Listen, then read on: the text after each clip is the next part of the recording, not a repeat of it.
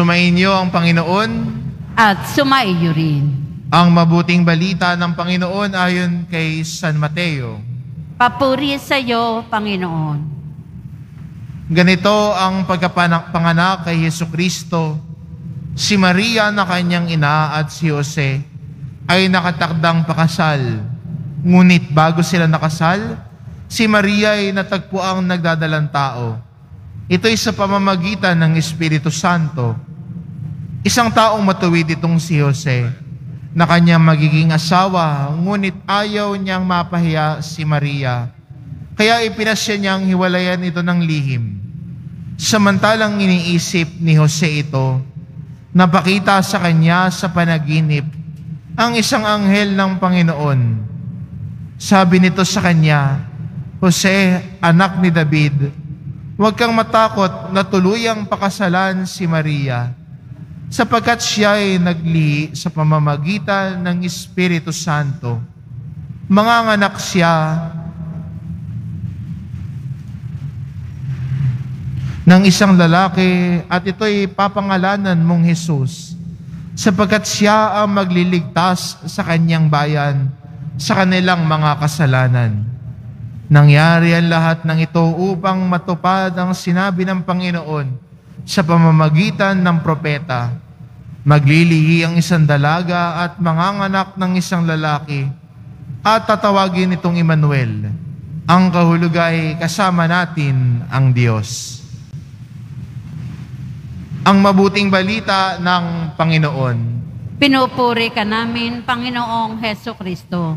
Magsiupo muna ang lahat.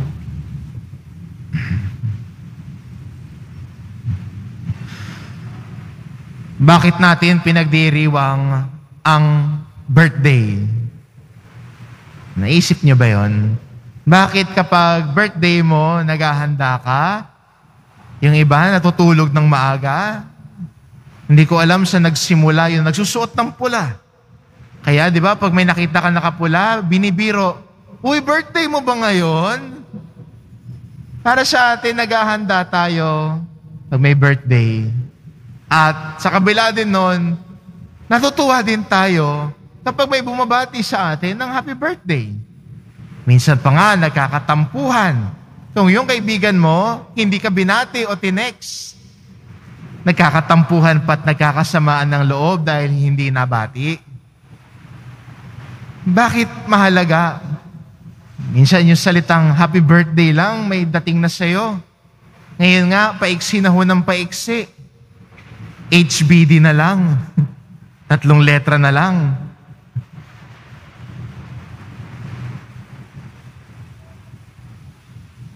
Bakit na-appreciate ng tao pag binabati siya? Kasi nararamdaman na niya, naalala siya at appreciated siya.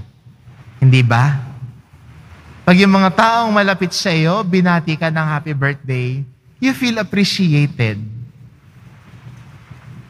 Sa atin po, bilang Kristiyano, pumupunta rin tayo ng simbahan tuwing December 8 dahil birthday ni Maria.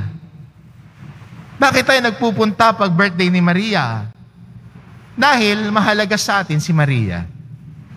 Siya bilang ina nating lahat. Siya na ina ng ating mahal na Poong Jesus Nazareno.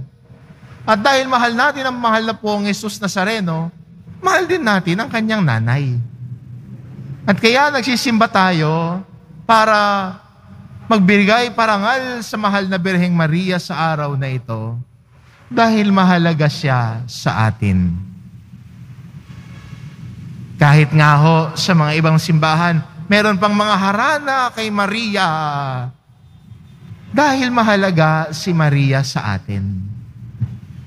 Pero maganda ring mapansin, no, at sa atin hamon bilang Kristiyano, na mainam din sa ating pagbibigay parangal kay Maria sa araw na ito at pagpapahayag natin na mahalaga siya sa buhay natin, ay hindi lang natin siya babatiin ng happy birthday. Pero ang pinakamahalaga din, na siya bilang unang sa mga disipulo din ni Jesus, siya ang unang nakinabang sa biyaya ng pagpapahayag ni Jesus. Mainam din na sa pagbibigay parangal at pahalaga natin kay Maria, natularan din natin ang kanyang halimbawa. At hindi ba yun ang mas mahalaga?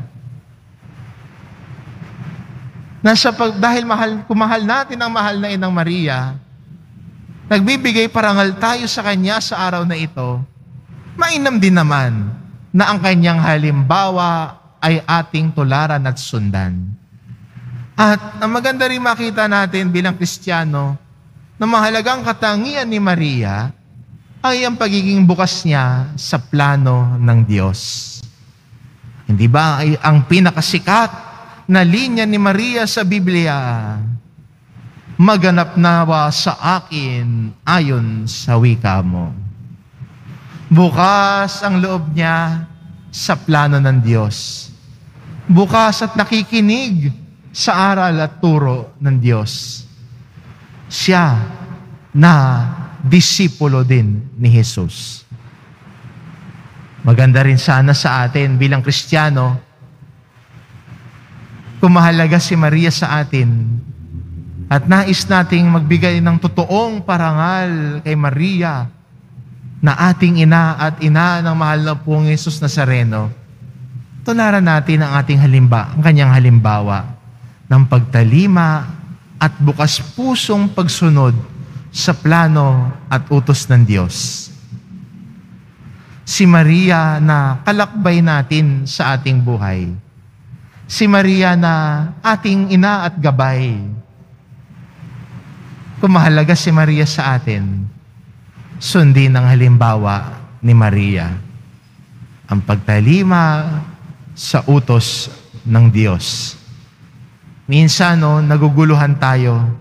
Minsan, pwede tayong mangunahan ng mga takot at pangamba. Tulad din ni Maria, sinuko ang kanyang kinabukasan sa Panginoon. Buo ang tiwala sa Diyos. Kaya maliban sa pagiging bukas sa plano ng Diyos, meron din siyang malaking tiwala sa Diyos. Kung maalala ninyo ang pagpapalitan ng anghel at ni Maria, sabi niya, paano mangyayari ito? Pero pagkatapos nun, sabi ng anghel, huwag kang matakot, Maria.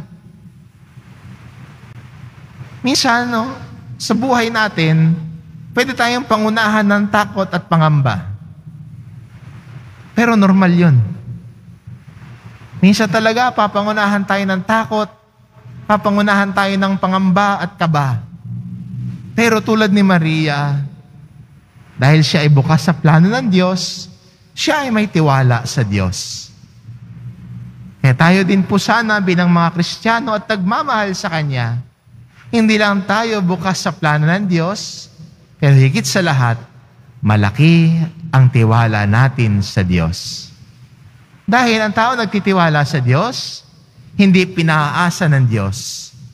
Pero ang taong nagtitiwala at buo ang tiwala sa Diyos, pinapasan ng Diyos. Nahahayaan natin na ang Diyos ang gumabay sa atin.